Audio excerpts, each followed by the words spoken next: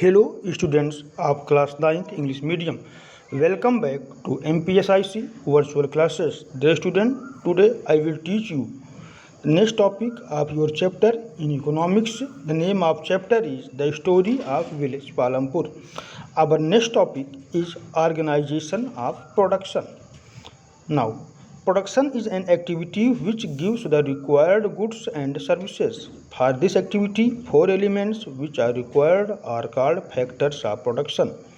तो प्रोडक्शन अर्थात उत्पादन एक ऐसी एक्टिविटी है, ऐसी गतिविधि है जिसमें वस्तुओं और सेवाओं का निर्माण किया जाता है और इस कार्य के लिए चार मुख्य तत्वों की आवश्यकता पड़ती है जिन्हें हम लोग प्रोडक्शन के फैक्टर कहते हैं।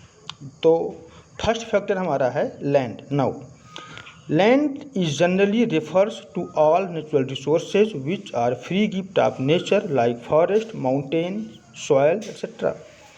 Though land is a free gift of nature, but its supply is less as compared to its demand. That is why it is paid factor price. Example rent. तो लैंड जो होता है ये free gift of nature होता है, हमें प्रकृति से निःशुल्क मिलता है। लैंड में सिर्फ लैंड ही नहीं आती है बल्कि फॉरेस्ट, माउंटेन, सॉइल ये सभी लैंड के अंतर्गत ही आते हैं। चूँकि लैंड जो है फ्री गिफ्ट ऑफ नेचर है किंतु इसकी सप्लाई डिमांड की तुलना में कम है, इसलिए इसके बदले हमको पेमेंट करना पड़ता है, कीमत देनी पड़ती है, जिसे हम लोग रेंट कहते हैं, किराया। नाउ सेकेंड फैक्टर है लेबर।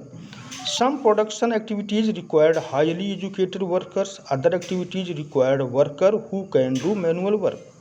तो प्रोडक्शन में लेबर्स की आवश्यकता पड़ती है, वर्कर की आवश्यकता पड़ती है। कुछ एक्टिविटीज़ इसमें हैं जिसमें अत्यधिक शिक्षा प्राप्त वर्कर मतलब ट्रेंड लोगों की आवश्यकता पड़ती है, जैसे कि इंजीनियर्स एक्सेट्रा। जबकि कुछ ऐसे वर्क होते हैं जिसमें मैनुअल वर्क मतलब फिजिकल वर्क, शारीरिक श्रम करने वाले लेबरों की आवश्यकता होती है। Next physical capital. Physical capital refers to that part of a man's wealth which is used in producing further wealth or which yield an income. The term capital is generally used for capital goods, that is plant and machinery, tools and accessories, stocks of raw materials, factories, dams, irrigation works, goods in process of fuel, etc. Tools, machines, buildings can be used in production over many years, therefore called fixed capital. Raw materials and money in hand are called working capital. तो ये जो physical capital होती है मतलब भौतिक पूंजी, जैसा कि आप जानते हैं प्रेजेंट टाइम में बिना पूंजी के, धन के कोई भी उत्पादन कार्य नहीं हो सकता है। तो उत्पादन कार्य को करने के लिए हमको कैपिटल की आवश्यकता पड़ती है और इस कैपिटल का उपयोग हम लोग मशीनरी को, प्लांट को, टूल्स को और भी जो अन्य आवश्यक वह इक्विपमेंट्स हैं उनको परचेज करने में खर्च करते हैं। साथ में हमको रॉ मटेरियल भी चाहिए, फैक्ट्रीज लगाने के लिए मशीनें चाहिए, डैम्स बनाने के लिए, इरिगेशन वर्क, नहरें आदि खुदाई करने के लिए तथा फ्यूल मशीनरी को चलाने के लिए भी चाहिए। तो इन सब को हम लोग फिजिकल कैपिटल कहते हैं।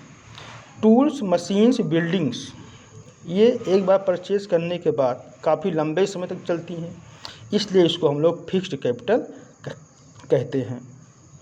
रॉ मटेरियल और मनी जो हमारे पास होती है इसको हम लोग वर्किंग कैपिटल कहते हैं, ठीक है, क्योंकि ये कुछ समय पश्चात समाप्त हो जाती हैं। नाउ द फोर आपका जो है ऑर्गेनाइजेशन है वो है ह्यूमन कैपिटल, जिसे human capital is knowledge and enterprise. It is required to put together all the above inputs to produce the outputs. तो जो ह्यूमन कैपिटल है, जितने भी अन्य प्रोडक्शन के फैक्टर हैं उन सब को ऑर्गेनाइज करने के लिए, चलाने के लिए ह्यूमन कैपिटल की आवश्यकता होती है। तो ह्यूमन को ट्रेंड होना चाहिए, स्किल्ड होना चाहिए और वाइज होना चाहिए, तभी उत्पादन पर्याप्त मात्रा में हो पाएगा। Now students, homework for you. The first question is explain organisation of production and second define working capital and last what is physical capital. Thank you.